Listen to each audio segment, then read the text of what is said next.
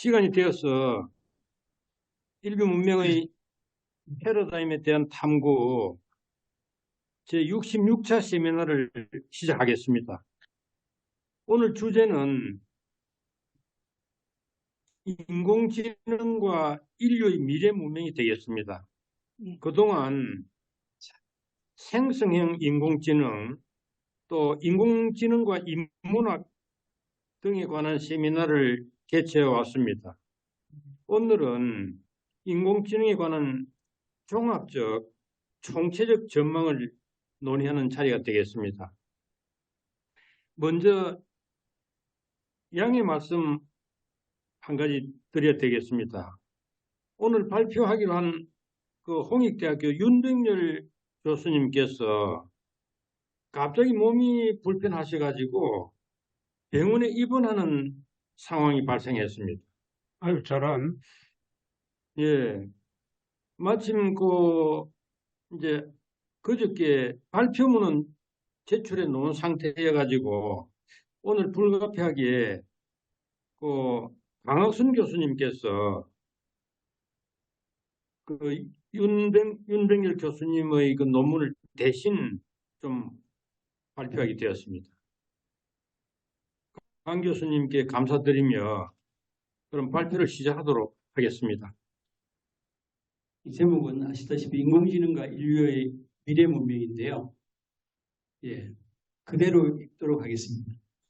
오늘날의 과학기술 문명은 산업혁명 중에서도 4차 산업이라고 할 만큼 혁명적 진전을 보이고 있다. 철학자들은 이를 결코 강 건너 굴 구경하는 식으로 방관적 혹은 관망적 자세를 보여서는 안 된다. 그것은 이런 인공지능을 앞세운 4차 산업에 대해 긍정하든 부정하든 상관없이 이 영역이 미래의 먹거리의 핵심적인 구실을 하기 때문이며 나아가서는 인류 문명의 새로운 패러다임을 향해 질주하기 때문이다.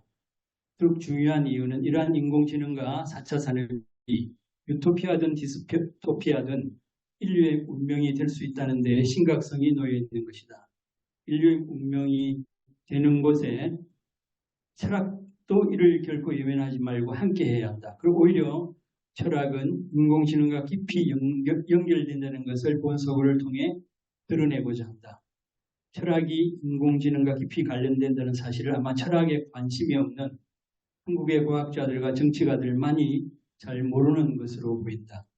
세상을 보는 남다른 눈으로 미래를 정확하게 얘기하는 토플러가 정보사회를 제3의 물결이라고 규정했어도 이 정보사회 내에 인공지능을 비롯해 첨단의 과학기술 문명이 하루가 멀다고 탄생되는 것에 대해서는 예견하지 못했다. 오늘날은 실로 하루가 멀다 하고 과학기술, 생화학 및 의학의 분야를 포함하여 분야에서 새롭고 혁명적인 것들이 탄생하고 있다.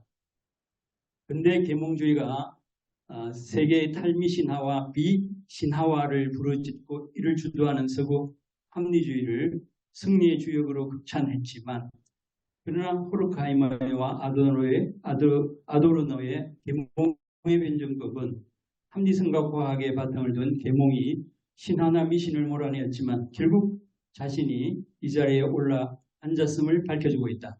과학과 계몽이 스스로 재판관이 되어 제우스처럼 징벌을 일삼고 있다는 것이다. 과학과 계몽이 제우스의 위상을 가졌는데 오늘날 과학기술 문명의 폭주는 그 부정적인 측면과 부작용이 있는 것에 대해서는 아랑곳하지 않고 제우스보다 더 높은 권력 행사를 하고 있는 것으로 보인다. 물론 철학은 이런 과학기술 문명의 폭주에 일방적으로 제동을 걸거나 질투적인 시선으로 바라보아서는 안 된다. 첨단 과학기술은 분명히 인류 문명의 발전에 긍정적인 요인도 갖고 있으며 질병의 극복과 행복, 경제적 풍요와 자유, 심한 육체노동에서의 해방과 높은 교육 수준 등은 과학기술 문명의 선물이라고 봐야 한다. 특히 인공지능의 경우 제4차 산업혁명과 새로운 먹거리의 창출일 뿐만 아니라 인류가 관심을 갖고서 쫓고 있는 영역이다. 그러기에 과학기술 문명을 질투 어린 시선이 아니라 애정 어린 시선으로 바라보아야 한다. 물론 그렇다고 질주하는 과학기술 문명에 갈채만 보내라는 것은 아니라 필요에 따라서는 옐로우 카드도 내보여야 하는 것이다. 이를테면 과학기술 문명과 과학자들이 세계와 인간을 지배하는 절대적으로 군림하거나 과학 최고주의나 및 과학 전제주의의 탈을 쓰면서 극히 비민주적인 형태를 펼쳐 보이고 과학기술 문명, 특히 현대 인공지능을 포함하여 내에 그 부작용과 부정적인 측면을 드러내면 대대적으로 옐로우 카드를 펼쳐 보이고 다른 단체와도 연대하여 제재에 나서야 한다. 고성능의 과학기술이 동원된 핵무기와 같이 인류를 도탄에 빠뜨리는 것에 대해서 결코 관망자의 자세로 임해서는 안 되는 이치와 같다. 인공지능의 태도. 인공지능을 단순하게 정의하면 기계로 인간의 지능을 구현하고자 하는 기술이다. 기계가 인간의 언어를 사용할 뿐만 아니라 인간의 감정을 이해하고 스스로 학습하며 행동하는 능력까지 갖춘 것이다. 인공지능을 좀 더 엄밀히 규명하면 인간의 학습 능력과 연산, 추론, 지각, 인지, 판단뿐만 아니라 자연언어의 이해 능력 등 인간 지적 능력을 컴퓨터 프로그램으로 구현하는 과학기술이다. 인공지능이란 개념은 1950년 다트머스에 의해서 존 메카시가 인공지능이란 용어를 처음 사용한 데서 기인하며 그는 인공지능을 지능적인 기계를 만드는 과학 및 공학으로 규명했다. 이어서 튜링 테스트가 개발되었고 수리 논리학이나 고차원의 계산이 가능한 컴퓨테이팅, 사이버네틱스 등 인간의 사고 과정에 관한 이론들이 속속 인공지능의 성공적인 기술로 전환되었다.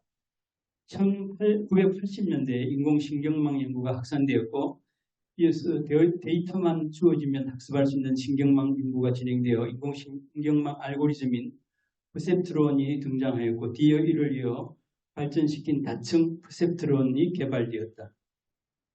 이처럼 인공신경망은 인간의 생물학적인 신경세포의 정보 처리 과정을 모방하여 인간의 뇌를 본뜬 모델로서 인공지능의 가장 기본 교육이 된다. 이외에도 자연어 처리도 프로그래밍된 상태인데 이는 인간의 언어를 분석해서 컴퓨터가 이해할 수 있는 형태로 처리하기 위한 과정으로서 컴퓨터와 인간 사이의 자연스러운 대화를 가능하게 하는 분야이다. 이런 자연언어 처리를 장착한 AI는 인공지능 스피커나 챗봇 서비스 등에 적용된다. 챗봇은 자연언어로 질문이나 명령을 하면 스스로 맥락을 파악해 응답한다. 또한 대화가 축적될수록 스스로 학습해서 정확도를 높이기도 한다. 챗봇은 방대한 양의 금융거래 정보, 경제지표 등과 같은 전문 정보를 스스로 알아서 학습하고 학습된 지식을 스스로 강화할 수 있기에 사람을 대신하여 투자, 자문, 인공지능으로 사용되기도 한다.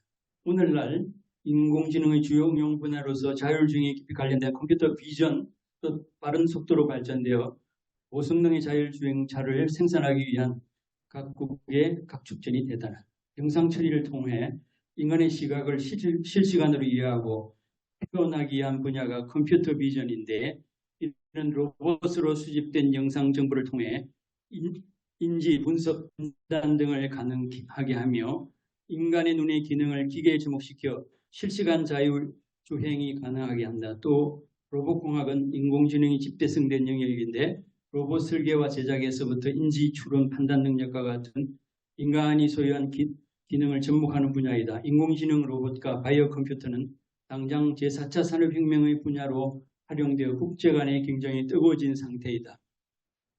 최근에는 인터넷의 발전으로 검색 엔진 등을 통해 방대한 데이터를 수집할 수 있게 되면서부터 이른바 기계학습을 통해 수많은 빅데이터를 분석해 인공지능 시스템을 자기 스스로 학습하는 형태가 갖추어졌다. 오늘날 정보기술의 발달과 스마트폰 등 디지털 기기의 고성능화로 데이터가 기하급수적으로 쏟아져 나오고 빅데이터가 뒷받침된 딥러닝을 통한 데이터 처리 기술이 획기적으로 발전하면서 IT의 모든 분야에서 활용 영역이 확대되고 있다.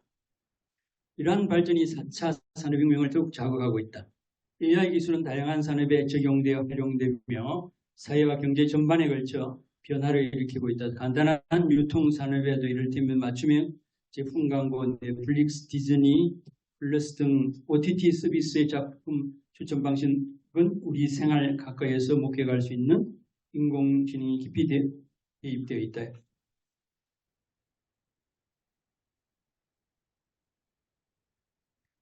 최근에 이르러 컴퓨터 기술의 발전을 위해 거대한 용량의 심층 신경망을 처리할 수 있게 되면서 기존의 기술적 한계를 뛰어넘는 획기적인 성과를 보이고 있는데, 이를테면 애플의 시리, 마이크로소프트의 코타나 아마존의 알렉사, 삼성 S보이스, 구글의 구글 홈 및 맞춤형 정보 추천 서비스, 페이스북의 딥러닝 기술을 적용한 딥페이스, 즉 얼굴 패턴 인식 등의 기술이 실용화의 단계에 진입하여 4차 산업혁명을 서로 가속화시키고 있다. 지금은 고성능의 AI 기술을 장착한 인간행 로봇이 인간과 마주 앉아 직접 바둑이나 장기를 둔다든지 수학적인 정리를 증명하는 프로그램들이 개발되어 있다.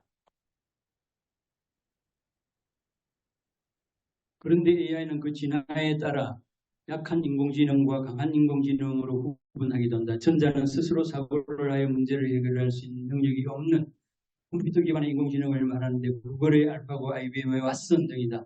알파고는 프로그래밍된 빅데이터에 기반하여 확률만 따지면서 바둑을 둔 것이다. 이에 비해 후자는 스스로 사고 문제를 해결할 수 있는 능력을 가진 컴퓨터 기반의 AI로서 스스로 인식하며 지각력과 독립성을 갖추었는데, 이는 물론 인간의 프로그래밍과 알고리즘의 입력에 의한 기계인 것이다. 이 강한 인공지능은 자주 SF 영화에 등장하는데, 이가 실제로 인간처럼 생각하고 행동하여 독자적인 세상을 만들어가기에 신기해 보이기도 하지만 때론 공포로 다가오기도 한다.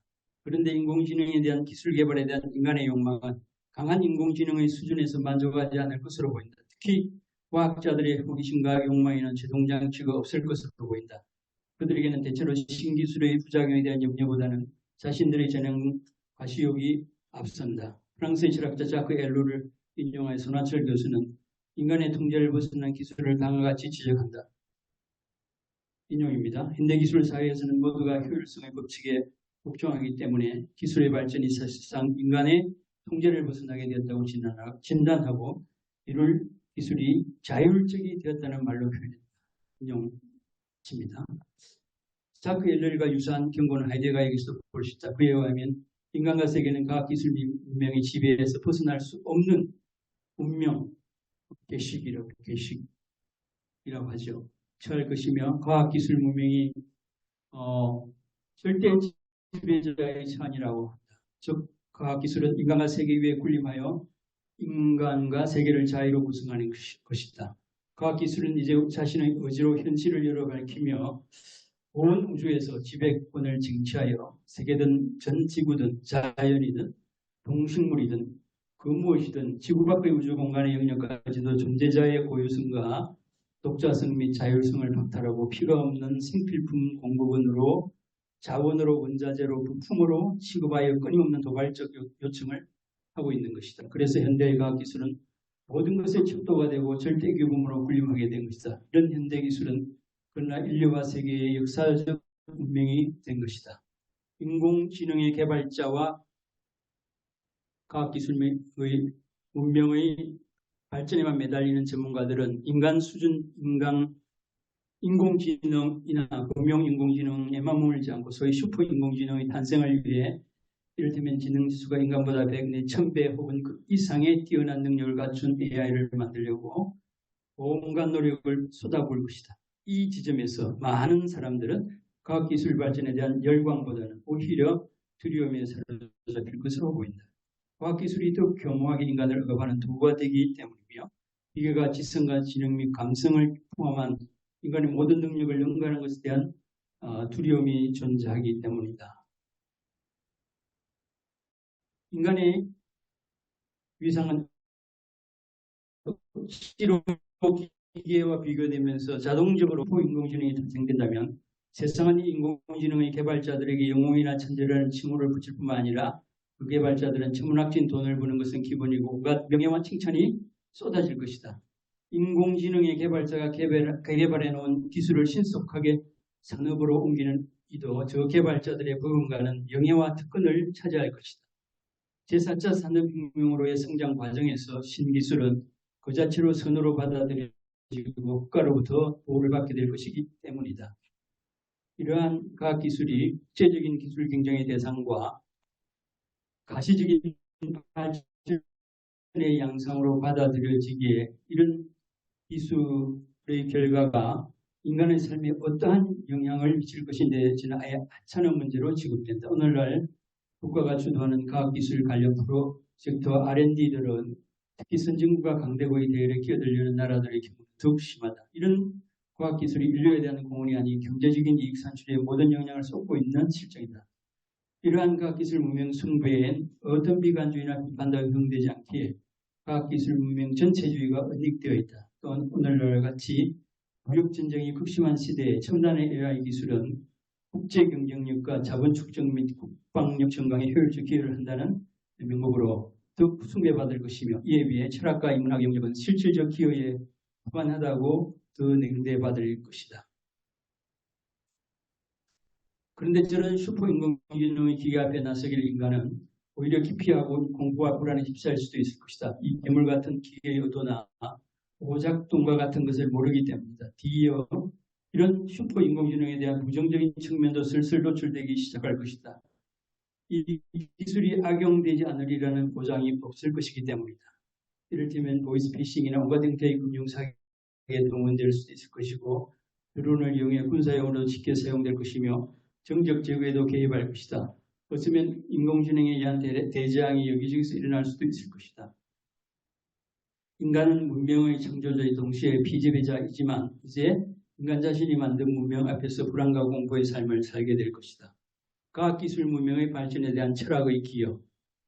그런데 과학기술 문명의 발전에 그야말로 강만이 기여를 한다는 섣부른 과학 최고주의를 부르짖는 이들은 피클롭스처럼 예눈가를 가진 거인에 불과하다. 피클롭스는 아시다시피 그리스 로마 신화에 나오는 예눈방이 얼굴 중앙에 눈 하나가 있는 그런 이제 괴물 같은 신인데요. 그런 한쪽만 볼 수 있는 그 거인에 불과하다. 그들은 과학기술 문명의 발전한 여러 요인들과 여러 학문이 합재간으로 융합되어 있음을 망각한 것이다. 과학기술에 대한 전문적인 지식이 없다고 해서 참신하고 중요한 결정을 내릴 수 없는 것은 아니다. 전문적인 지식이나 최첨단의 연구개발도 엄밀하게 따지면 이미 구축된 지식의 바탕 위에서 후서로 영혼을 흘리면 생활세계의 기초 위에서 그리고 사회 구성원들의 도움에 의해서 이루어지기 때문이다. 냉철한 공학도도 지적하지만 인용입니다. 인공지능은 여러 학문이 학제간을 융합된 학문 분야이다. 수학, 통계학, 컴퓨터과학을 중심으로 신경과학, 심리학, 철학, 경제학 등의 학문과 광범위하게 연계되어 있다. 지난 2000년 이상 철학은 사람이 어떻게 인지하고 배우고 추론하는지에 대해 탐구해왔다. 수학은 인공지능의 가장 기반이 되는 학문 분야이다. 컴퓨터과학은 이러한 연구 결과들을 종합하여 실제로 동작하는 소프트웨어를 구현함으로써 인공지능을 완성시키는데 중추적인 역할을 수행하였다. 인용 끝입니다. 오늘날 인공지능에 대한 과학기술도 아리스토텔레스의 진료 형상 이론으로 설명이 가능하다. 아리스토텔레스에 의하면 모든 개별적 실체들은 논리적으로 보았을 때 진료와 형상의 결합된 복합체인 것이다. 이를테면 진로인 목재의 규정적인 요소는 형상에 가해져 색상이 되거나 배가 된다. 인공지능의 경우도 마찬가지다. 이런저런 기능을 하는 인공지능 기술을 컴퓨터나 인간형 로봇, 자율주행의 자동차 등에 결합시켜 고성능의 기계를 탄생시킨 데에는 이미 아리스토텔레스의 진로 형상 이론이 내재되어 있다. 이를테면 아이언맨이라면 오늘날 인공지능 관련된 영화가 쏟아지고 있다. 진료인 아이언의 사랑고시를 하게 하는 형상인 인공지능이 결합됨으로써 아이언맨이라는 슈퍼히어로의 영화 한 편이 되었던 것이다. 이런저런 프로그래밍으로 인공지능을 개발을 하겠다는데 이미 철학적 발상이 전제되어 있는 것이다.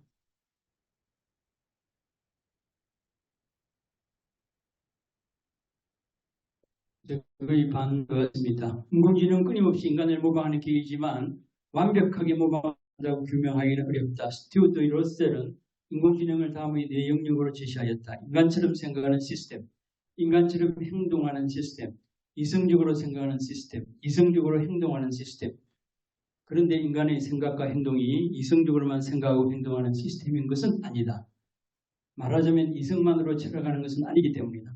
초이성적인 것, 초월적인 것도 철학의 범주에 들어있는 것이다. 각자가 서로 다른 인간의 실존, 보편타당한 이론 이성으로 저울질하기는 어렵다. 를 가지고 있며 파스칼의 경우 이성보다는 마음을 더 상위에 놓인 개념으로 파악한다. 생생한 삶의 현장이 중시되는 생철학 또한 보편타당한 이론 이성으로는 접근하기 어렵다. 플라톤은 로고스만으로 해결하기 어려운 문제를 신화와 비유를 통해 접근하기도 했다. 필자는 인류 문명의 발전사인 구석기 시대, 신석기 시대, 청동기 시대, 철기 시대로의 전환을 비록 이 용어들의 나이는 도구들만 눈에 띄지만 사유의 혁명 과정이라고 규명한다. 말하자면 저토록 나열된 도구들에는 사유의 혁명이 정신이 이미 전제되어 있는 것이다. 이런 정신을 못 보고 도구들만 늘어놓는 이들은 그야말로 키콜룹스의 예능가를 가진 자들이다. 고무적이게도 문포드의 논지를 인용하면서 손하철 교수는 도구나 기술이 앞서는 정신을 못 보고 기계 신화에만 사로잡혀 있는 이들을 우회적으로 비판하고 있다. 이 손하철 교수는 그 손봉호 교수님의 그 아들로서 기술 철학에 뭔가 이끌어가는 또 젊은 학자입니다. 문포드는 구석기, 신석기, 청동기, 철기 등 가용하게 된 도구에 기대어 인류의 발전을 설명하는 것에 이의를 제기한다. 그에 따르면 도구가 인류의 삶에 큰 영향을 미친 것을 부인할 수 없는 없지만 인류가 먼저 만든 것은 정신이지 도구가 아니다. 다시 말해 신석기의 사용으로 인류가 한 단계 더 발전한 것이 아니라 인류의 정신이 한 단계 발전했을 때 신석기를 사용하기 시작했던 것이다. 이는 기술을 인류의 발전에서 가장 근원적인 원인으로 생각하는 것이 우리를 사로잡고 있는 기계 신화, 즉 기술의 발전을 무비판적으로 받아들이고 진보를 믿는 현상으로 이어져 왔다고 봅니다. 인용 끝입니다. 필자가 보기에 모든 천재적 발견은 창의적 사회와 전제된다. 모든 천재적 발견은 그냥 하늘에서 뚝 떨어지는 것이 아니라 뛰어난 직관력과 추리력, 분석력과 뛰어난 통찰력이 전제되어 있다. 창의적 사회야말로 곧 창조적인 과학을 탄생시키는 첫째 조건인 것이다. 이러한 진실을 모르는 과학자나 대학 당국, 정책을 펼치는 정치가들은 한마디로 철학을 무시하는 일, 어리석기 그지없다. 과학기술 문명에 대한 냉정한 접근, 첨단 과학의 분야들이 과학자들의 놀이터가 되었는데도 철학자들은 이를 강 건너 불구경하듯이 간망자의 자세로 혹은 명불의 태도 일관해서는 안 된다. 오만한 과학자들 중에는 철학을 과학의 노비로 정도로 생보고 있는데도 아무런 반응이 없는 것은 철학자의 태도가 아니다. 과학자들은 철학자들이 외치는 구호, 이를테면 존재의 의미나 이성숭배며 삶의 의미나 삶의 목적 등등 그 무엇이든 관심 두기를 끓이고 무가치한 것으로 선언한다. 그럼에도 이들 구호를 남발한다면 듣기 싫은 잔소리나 구름 잡는 얘기 내지는 학문적인 꼰대 정도로 치부한다. 그러나 철학은 과학의 진보에 질투 어린 시선으로 봐서는 안 된다. 과학기술의 진보에 대해 박수갈채를 보내거나 옐로우 카드를 꺼내는데 급급해서는 안 된다. 가치 중립의 태도로 방관자와 별반 다를 바 없다. 아무런 편견 없이 냉정한 태도로 과학기술 분야의 심장부로 들어가야 한다. 마치 하이데가의 존재와 도가의 도가 무소부재하고 가지 않는 것이 없는 것처럼 그렇게 철학은 인간의 미래와 운명과 관련된 사태가 일어나는 곳에는 반드시 촉각을 세워야 한다.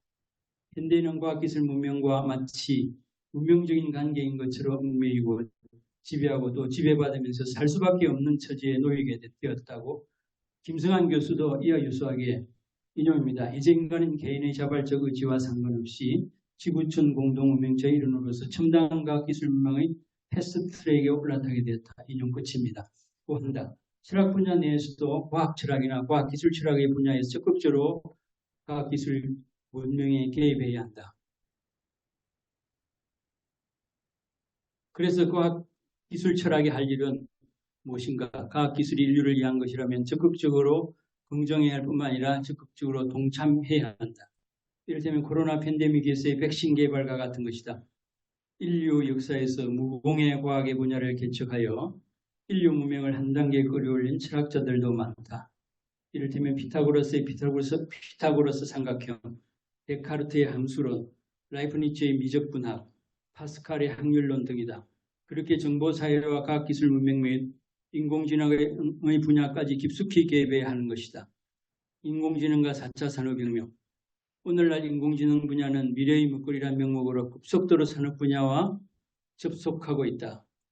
인공지능 분야는 이를테면 자율주행차, 지능형 로봇, 인공지능 챗봇, 가상현실, 3D 프린트, 스마트 헬스케어, 스마트 공장, 스마트 농장, 각종 드론, 금융, 핀테크, 재능형 서비스 교육, 자연언어 처리기술, 음성 화상인식, 엑스포트 시스템 등은 모두 그 시장이 급성장 중에 있다. 또한 이러한 분야들은 4차 산업혁명의 분야에서 세계적인 무역전쟁의 핵심 이슈로 떠올랐으며 시장의 확대와 신시장 창출의 필수적인 기반 기술로 자리 잡았다. 또한 이러한 4차 산업혁명 인공지능의 생명이 되는 빅데이터의 생성, 대량의 데이터 분석과 처리 기술, 고성능의 AI 반도체, 하드웨어와 성능의 고도화 등 AI에 동반되는 기술 발전이야말로 4차 산업의 숭배 및 시장의 확대에 사활이 걸린 문제다. 빅데이터와 고성능의 처리 기술을 장착한 AI 컴퓨터를 기반으로 스스로 분석하고 처리하는 능력을 통해 인간처럼 독자적으로 작업을 수행하는 인간형 로봇에 대한 개발 경쟁이 치열하다는 것은 이미 잘 알려져 있다. 나아가 강한 인공지능을 장착한 로봇을 통해 인간과 기계의 협업뿐만 아니라 로봇과 로봇의 협업도 가능할 것으로 보인다. 말하자면 인간의 통제 없이 기계들끼리 서로 소통하고 협업하며 생산할 수 있다는 진단이다. 오픈 AI에 투자해 인공지능과 4차 산업혁명의 사례를 잘 드러낸 경우를 다음과 같은 타이틀에서 읽을 수 있다. 오픈 AI에 130억 달러 투자한 마이크로소프트 MS 연간 최대 300억 달러 추가 매출. 미국 CNBC 방송의 보도를 인용한 연합뉴스는 마이크로소프트사가 오픈 AI에 130억 달러 17조 원을 투자하여 수백억 달러의 연간 수익을 낼 수 있다는 전망을 내놓은 것이다. AI 산업에 뒤떨어지면 전적으로 수입에 의존할 수밖에 없는 현실을 고려할 때 창의적인 AI 기술의 선점이 4차 산업혁명의 결정적이라는 것은 자명하다. 현재까지 인공지능 생태계를 만들어 선도해가는 글로벌 기업들은 대체로 AI 신기술을 특허로 독점하여 막대한 수입을 올리는 것보다는 공통적으로 오픈소스로 공개하고 있다. 바람직하게도 AI 글로벌 기업들은 기술을 공개해 더 많은 개발자 운을 확보하고 인공지능 생태계의 진화를 도모하기 위한 것으로 보인다. 그러나 언젠가 오픈소스가 해체되고 특허와 독점 경쟁이 불붙으면 그 파장이 불보듯 뻔하다. 제4차 산업혁명의 수동적인 자세는 세계 시장에서 나고자가 되고 만다. 제4차 산업혁명의 미래의 먹거리 정치에 기여한다면 이 산업혁명을 가능하게 하는 인공지능에는 아직 선악의 잣대를 들이대지 않는 것이 바람직한 것으로 보인다. 그것은 생존에 더 시급한 문제가 있기 때문이다. 우리나라의 경우 1970, 80년대까지만 해도 세계 시장에 수출하는 품목이 극히 유명한 것들, 한일 합섬이나 자유수출 지역에 대량으로 생산된 방직물이나 구로공단에 생산된 공예품 및 기초전자기기 등으로는 세계 시장과 경쟁이 되기 어려웠고 그에 따른 국가 경쟁력이나 국가 이미지는 형편없었기 때문이다. 4차 산업혁명이 뒤떨어지면 국가 경쟁력이 추락하게 되고 국가의 이상이 위축될 수밖에 없다. 빈국은 국제사회에서 무시당할 뿐만 아니라 그래서는 안 되지만 그 어떤 역량을 발휘할 수 없다. 인공지능의 분야가 4차 산업혁명과 불가분의 관계인 이상 앞으로 과학기술 문명을 움켜쥔 국가와 단체를 한 축으로 하고 이를 못 가진 국가 및 단체를 다른 축으로 하여 문명과 경제에 대한 헤게모니 전쟁이 치열할 것이고 소피스트식의 강자이익이 또 대두할 것이다. 이와 유사하게 인공지능에 대한 전문가 그룹과 일반 노동자 사이에 고성능의 기계와 인간 사이의 극심한 차별과 가치 전도 현상도 일어날 것이 뻔하다. 인간은 접가 노동과 단순한 계약적으로 밀려나 고용시장이 파괴될 수도 있을 것이다. 이런 갈등 와중에 과연 인간은 행복할 수 있을까? 인공지능과 윤리 논쟁, 양날의 칼로서의 AI 기술.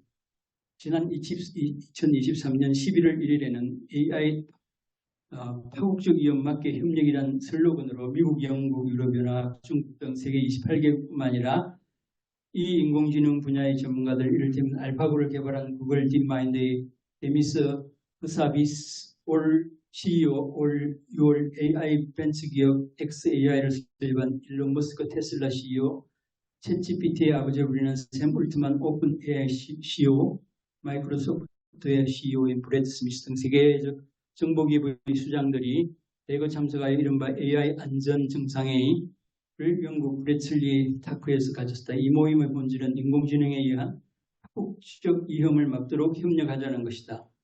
그래서 이른바 AI 안전에 대한 브레틀리 선언을 발표했다. 이런 모임은 그만큼 인공지능의 오남용에 치명적인 결과가 초래한다는 것을 시사한다.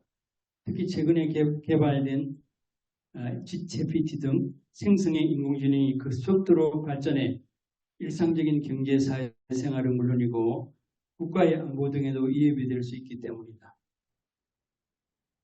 그런데 위와 같은 AI 안전 정상에 국제적 차원에 수없이 결치하더라도 언젠가는 그 부정적 측면이 마치 원자핵 기술이 스파이의 국장 소련 당국의 손아귀에 들어가듯이 불거져 나올 것으로 보인다. 지난 4월에 어떤 언론사는 미 실리콘밸리에서 AI 안전성 논쟁, AI 옹호론대 종말론 대립이란 제목 아래 미국에서 있었던 AI에 대한 옹호론과 종말론 사이에 극단적인 대립을 기사로 실었다. 옹호론자들을 부모라고 하고 종말론자들을 두모라고 하는 것 같습니다. 이 언론사는 워싱턴 포스트가 기사한 것을 인용한 것인데 워싱턴 포스트에 의하면 미국 실리콘밸리에서 AI가 우리 모두를 죽일 것이라는 주장과 이 기술이 올바르게 사용된다면 인류가 번영할 수 있는 힘을 줄 것이라는 서로 반대되는 주장이다. 그런데 이 인용문에는 올바르게 사용된다면 이러한 조건이 붙어 있는데 과연 이 조건이 언제까지 지켜질지는 의문인 것이다. 얼마든지 악용될 소지가 있을 뿐만 아니라 올바르지 않는 프로그래밍이 전문가에 의해서 입력될 수 있기 때문이다. AI에 대한 옹호론과 종말론을 대립하는 최근 오픈 AI, 챗GPT 등 인공지능 챗봇이 전 세계적 열풍을 일으킨 가운데 그 안정성을 두고 전문가들 사이에 벌어진 논쟁이다. 미국의 비영리 단체 삶의 미래 연구소는 일론 머스크 테슬라 최고 경영자를 비롯해 몇몇 CEO들이 AI가 인류에 심각한 위험성을 미칠 수 있다며 최첨단 AI 시스템의 개발을 일시 중단하자는데 서명한 공개한 서한을 내놨다. 그러나 일각에서는 머스크가 자체 AI 개발을 위한 시간을 벌려고 이런 제안을 했다는 지적도 나온다. 이에 인용문은 머스크의 제안이 진심인지 혹은 음모론이 온당한 것인지 제3자들은 알 수가 없다. 그만큼 만인이 동의하는 안전성에 대한 협약이 어렵다는 것을 시사한다. 아울러 이런 협약에 동의하지 않는 이도 얼마든지 있을 수 있기 때문이다. AI 안전성이란 AI 시스템이 프로그래머의 의도에 여기에도 프로그래머의 의도가 선회하고 실수도 하지 않아야 한다는 조건이 붙어있다. 의도에 복종하고 인간을 해치지 않으면서 권력을 추구하지 않도록 하는 것이다. AI 옹호자들은 모든 AI, 오픈 AI와 구글의 딥마인드가 대표적이다. 이에 비해 종말론자들은 인간을 압도하는 강력한 AI가 연결된 인류가 멸망할 것이다라는 결론을 내린다. 여기서 강력한 AI란 앞에서 언급한 대로 강한 인공지능이나 슈퍼 인공지능을 말한다. 인간보다 100배 내지 1000배 이상의 지능을 가진 AI가 로봇이나 드론에 장착되어 독자적으로 사륙과 전쟁을 일삼는다면 혹은 개발자의 나쁜 의도로 프로그래밍 된다거나 AI 스스로 나쁜 사고를 하거나 실수와 고장을 일으켜 세상을 전쟁터로 만들면 그야말로 전면전이 일어날 수도 있기에 종말론이 포함된 주장은 아닐 것으로 보인다. 미국의 작가이자 비영리단체인 기계지능연구소의 엘리자 유드콥스키는 종말론을 대표한다. 그는 타임즈에 기고한 글에서 전 세계적으로 AI 개발이 중단돼야 하며 만약 필요하다면 해외 데이터 센터에 미국이 공습해야 한다고까지 주장했습니다. 이런 유드콥스키의 주장은 지나치게 극단적인 것으로 보이지만 AI가 악용될 소지가 있다는 것은 분명하다. 연합뉴스는 뉴욕타임즈를 인용하면서 AI 무기가 인간 생사 결정, 전쟁터 도입 임박했지만 규제 없다는 다소 시니컬한 주제를 다루고 있다. 그런데 강한 인공지능이나 슈퍼 인공지능을 장착한 전투 로봇이나 드론이라면 세상을 전쟁터로 만들어 살육을 예사로 하는 일이 이제 SF 영화나 공상소설이 아니라 닥치는 현실이 될 수 있다는 것이다. 이토록 AI 자율살상 무기의 개발 추세가 급진하고 있는데 잠재적 위험을 차단할 국제사회의 규제가 그 속도를 따라가지 못하고 있는 게 안타까운 현실이다.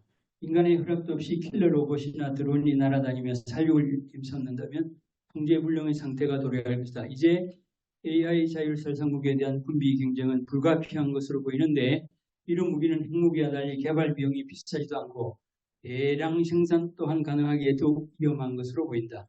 언젠가 이런 무기가 암시장에서 거래될 수 있을 것이며 테러리스트의 손아귀에 들어갈 수도 있다.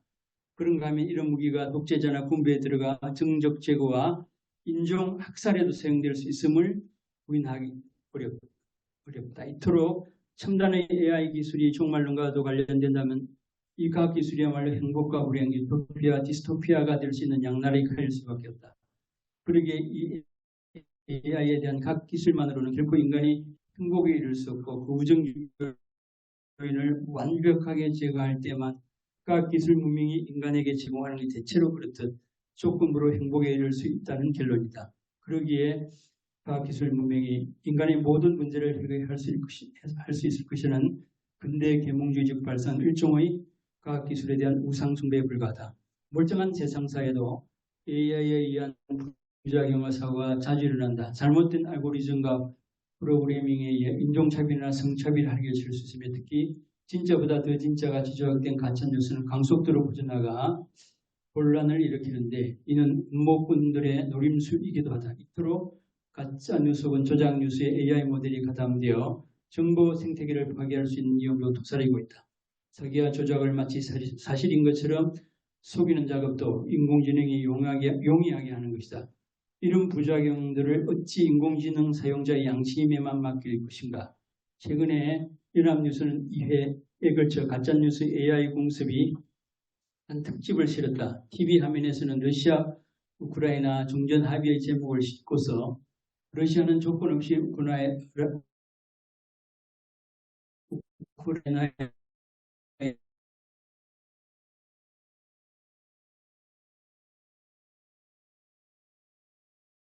재건에 힘을 보탤 것이다라는 후속 조치들이 덧붙였다. 해야 할 것이라고 공동성명을 발표하게 하는 그야말로 진짜인 것처럼 속이는 가짜 뉴스였다. 인공지능의 기술은 교황에게 겨울에 하얀 패딩을 입히고 운동화를 신은 상태에서 손가락 2개로 V자 모양을 한 상태로 미소진 얼굴을 만들어내어 유통시켰다. 세계의 정치계에는 종종 인공지능에 의한 조작 사건을 뒤늦게 알리기도 한다. 아래의 사진은 최근에 중동 전쟁이 있었던 사건을 그럴싸하게 조작한 것이라고 한다. 그런데 이것을 진실인 양 언론이 퍼뜨리면 인터넷은 그야말로 사회학의 백화점인 것이다. 동아일보 2023 11월 3일자 신문은 팔레스타인의 가자지구의 한 주민이 5아이를 데리고 이스라엘군 공습으로 무너진 건물 잔해 속을 걸어나오고 있는 기사를 싣고 이 시사사진이 인공지능에 의해 조작된 사진으로 드러났다고 한다. 인공지능으로 조작한 이는 물론 파급 효과를 누린 것이다. 이 조작된 사진에는 이스라엘군의 공습으로 처참하게 파괴된 건물 잔해 속에서 얼굴이 재범벅이 된 가자지구의 한 남성이 급에 질린 5아이를 얻거나 손으로 잡고 신음하며 걸어나오고 있다. 말할 것도 없이 반이스라엘 진영에서 이 사진을 예로 들며 대대적으로 이스라엘을 규탄했다. 이스라엘의 야만적 공습으로 무고한 팔레스타인 민간인이 큰 피해를 입고 있으며 이 사진이 증거라는 주장이었다. 세계의 반이스라엘 진영이 가담했으며 프랑스 중국 대사관 또한 이 사진을 소셜미디어 X에 공유하며 반이스라엘 여론에 동참했다. 하지만 이 AFP 통신에 따르면 이 사진은 인공지능에 의해 조작된 것으로 드러났다. 우리에게 아직 지난 선거에서 드루킹 사건으로 여론 조작에 가담한 이들이 감옥 신세를 지고 있음을 알고 있다. 이제 인공지능으로 더 용이하게 여론 조작을 하고 보이스피싱을 하는 기술이 등장하려는 것은 뻔한 일이다. 철학자는 과학기술이 인류를 재앙으로 몰고 가는데 방관자의 자세를 위반해서는 안 된다.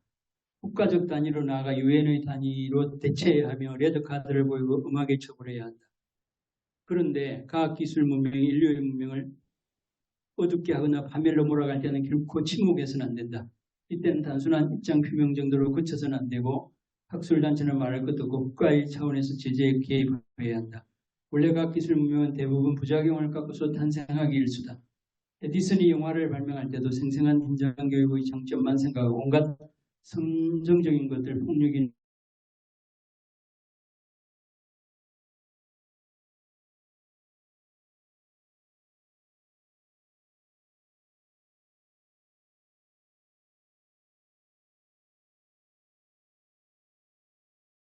인류의 재앙이 되는데 전체주의 소나기에 들어간 행복이는 일종의 시한폭탄이 되어 인류를 위협하고 있다. 이 세상의 평화를 사랑하는 사람들과 철학자들의 중재범위에서 벗어나 있다는 것도 안타깝다. 과학자들은 대체로 위기를 몰고 온 것에 대한 윤리의식보다는 자신들이 고성능의 재능을 가진 데에 더 열광한다. 오늘날 전 세계적으로 가공할 만한 핵무기가 등장하여 과학기술이 인류에게 재앙이 될 수 있는 소지를 안고 있다. 원자력뿐만 아니라 고성능의 살상무기들이 다 과학기술의 산물이라는 점을 고려할 때 결코 과학기술이 인류의 미래를 밝히는 이정표가 아니면 분명하다. 그런데 묘하게도 이러한 원자력 기술이 현대인의 삶에 깊이 개입하고 있다. 수많은 지하철이나 고속철 나아가 수많은 고층 건물의 엘리베이터는 다 에너지를 필요로 하고 이는 화력발전이나 수력발전만으로 감당할 수 없는 것이고 인공태양열의 기술은 아직 원자로 이걸 대체할 만한 위치에 있지 않다. 그러기에 과학기술이 인류에게 부정적인 패단만 가져오는 것은 결코 아니다.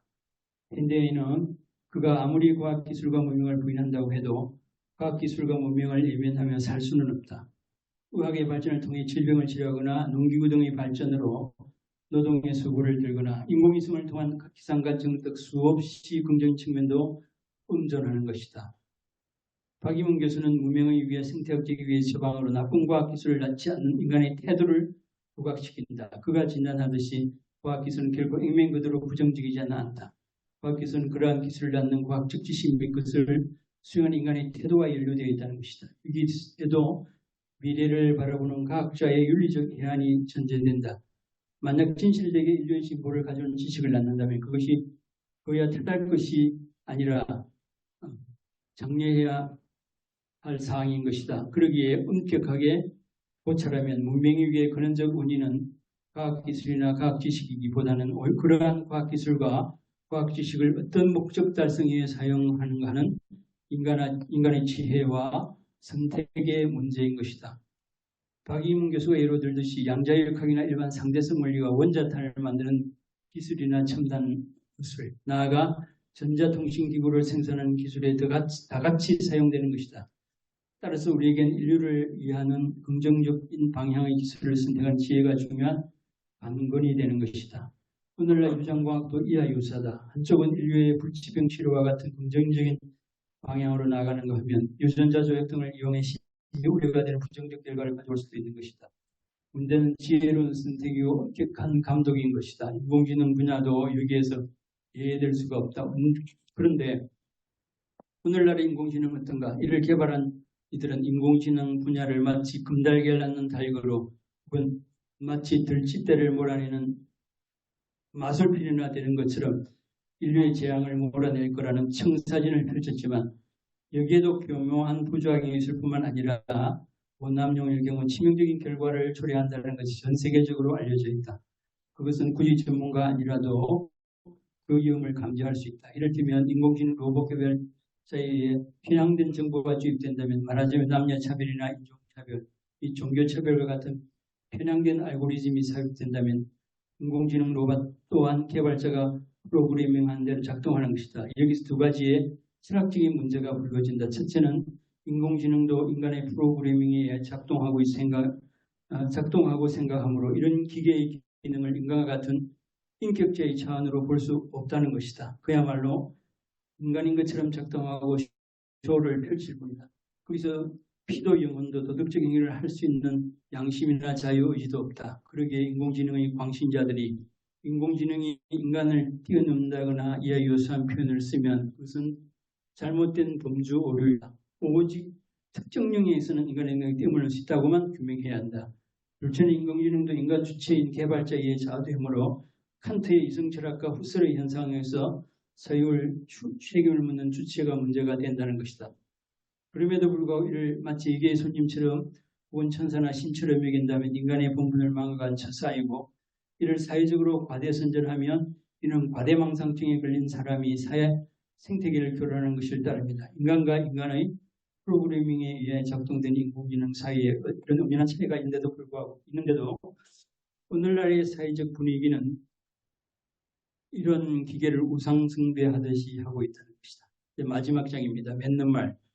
근대의 계몽주의에서 발현한 신보사상은 과학기술 문명과 물질 문명 일변도를 지향하여 정신문화의 빈곤화와 자연에 대한 무자비한 착취 및 약탈을 일삼아 전 지구의 생태계 위기는 물론 인류의 고향상시 현상을 야기했다. 어쩌면 환경위기나 핵전쟁을 인해 유토피아는 반대로 인류의 멸망이나 종말로 치달을 수 있다는 것도 추리될 수 있기 때문이다. 그런데 과학기술의 산업 바로 인해 생태계 위기에 도래했는데도 과학자들은 별반 반성이 없으며 이러한 위기도 과학기술로 해결할 수 있다는 호언장담을 하고 있다.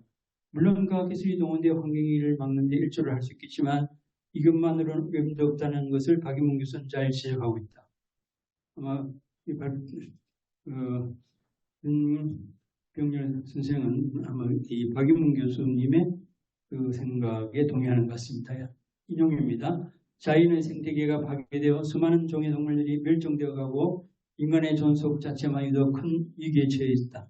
이 위기는 기존 문명의 패러다임 안에서는 어떤 과학기술로도 극복할 수 없을 것이다. 현재의 패러다임을 180도 전환하지 않는다면 문명은 1000년 내에 자연과 인간을 함께 파멸로 몰고 갈 것이라는 예측은 단순한 공상과학이 아니다. 인용 끝입니다.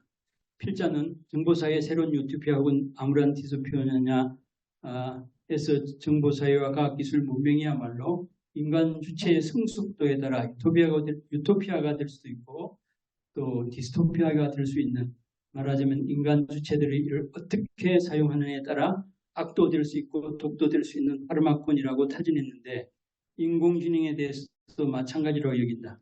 이런 야누스와 같은 두 가지 얼굴은 오늘날 자명하게 드러나 있다. 철학자는 과학자가 그들의 알량한 재능으로 기상천외의 신세계를 만들었다고 부들갑을 들어댈 때 거기에 농락당하지 말고 냉정하게 그 세계를 들여다봐야 하고 그것이 판도라의 상자로도 번역될 수 있는 아킬레스건을 잘 찾아야 한다. 그것은 예수도 언급했듯이 과학자들이 역사 속에서 좀 거친 표현이 나오는데요. 사기를 많이 쳐왔기 때문이고 또 혹 사기를 치지 않았다고 하더라도 결과적으로 인류를 불안과 투탄으로 빠뜨리는 일이 있어왔기 때문이다. 냉철하게 들여다보면 과학기술은 이때껏 대체로 위험부담이 따르고 악용될 소지가 많은 것들을 내놓았다. 물론 이와 반대로 의학과 먹거리 산업의 발전에 기여한 것은 긍정적인 기여로 봐야 한다. 이상입니다. 긴 시간 동안 경청해 주셔서 대단히 감사합니다.